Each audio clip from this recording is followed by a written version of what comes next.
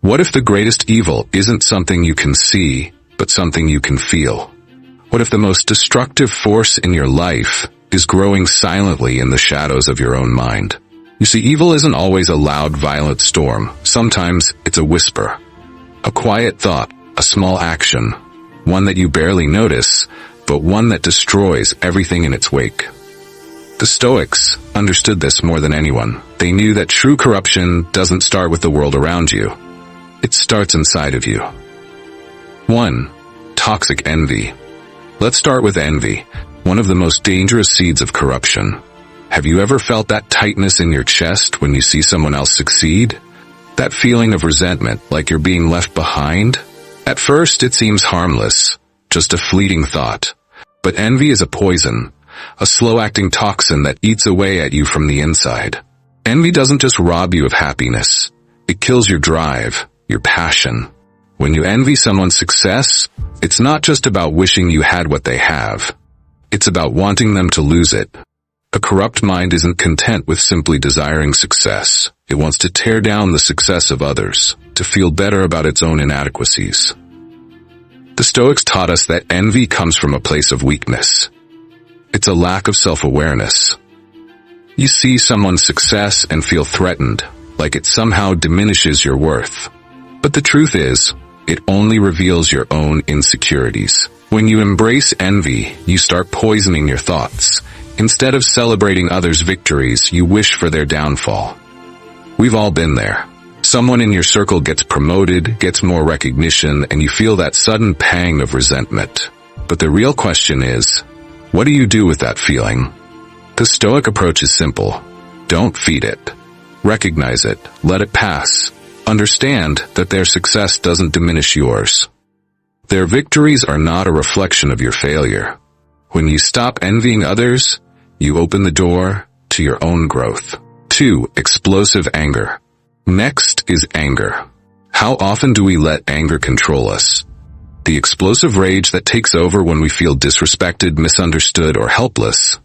Anger isn't just an emotion, it's a tool of the corrupt mind. A corrupt mind uses anger to justify its actions, to feel in control, to punish others for its own pain. The Stoics didn't just say, don't get angry. They understood why we get angry and why it's so dangerous. Anger clouds judgment. It makes you act irrationally.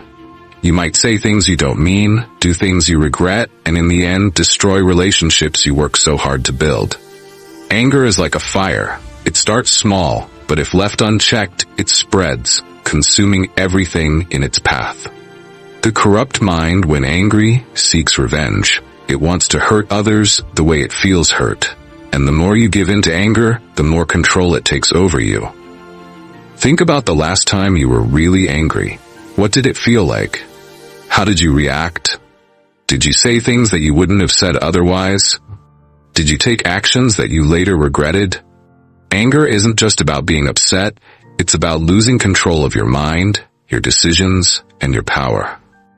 The Stoics teach us that true strength comes from controlling our emotions, not letting them control us. Anger, when mastered, becomes a source of strength. But when it's allowed to dictate your actions, it makes you weak. It destroys your inner peace and leaves you vulnerable to corruption. 3. Chronic deception.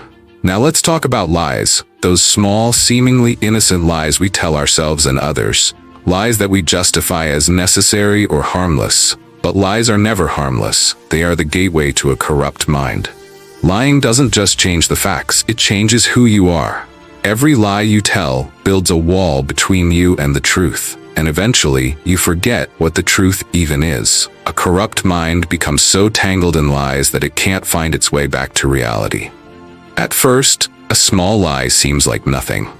Maybe you tell someone you're fine when you're not. Maybe you tell a friend you're busy when you're not. But these small lies add up, building layers of deception that create distance between you and the world. The more you lie, the more disconnected you become from your true self. And eventually, you lose yourself entirely. We've all lied, and we've all felt the guilt, that uneasy feeling in our chest when we lie.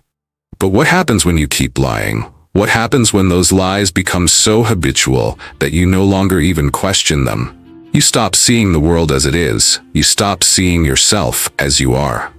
Seneca warned us that we are disturbed not by the things that happen to us, but by the way we think about them. And when you lie, you distort your reality. You lose touch with what is real, and that is the beginning of corruption. 4. Contempt for wisdom. A corrupt mind doesn't value wisdom. It sees knowledge as a burden, something unnecessary. It scoffs at learning and dismisses the advice of others. When you stop valuing wisdom, you stop growing. The corrupt mind believes it has nothing more to learn. It believes it is above advice, above growth. But the Stoics knew that true wisdom is a lifelong pursuit. It's about constantly questioning, constantly learning, and never believing that you know enough. Think about the last time someone gave you advice that you didn't want to hear. Maybe it was something you didn't agree with, or maybe it was something that made you uncomfortable. How did you respond? Did you dismiss it, or did you listen, truly listen, with an open mind? The corrupt mind refuses to listen to anyone else. It believes it has all the answers. But the Stoic mind listens, even to those who disagree, because it knows that wisdom can be found everywhere. And it knows that growth comes from constantly challenging yourself. 5. Manipulation and control. Control. It's the final sign of a corrupt mind, the desire to manipulate others, to make them bend to your will, to control their actions, to make yourself feel powerful. The corrupt mind doesn't lead, it dominates. It doesn't inspire, it forces. Manipulation is its weapon, guilt is its tool, control is its goal. And when you manipulate others, you're not just controlling them, you're controlling yourself.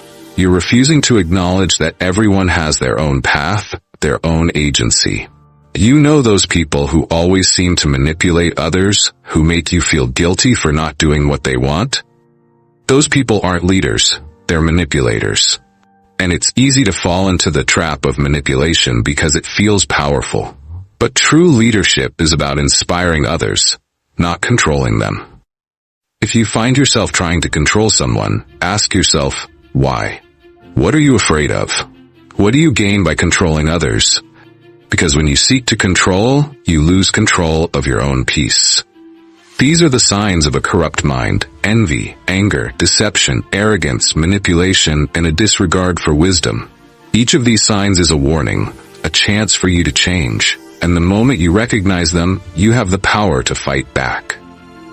The Stoics believe that corruption isn't a moment, it's a gradual slide, one thought, one action at a time.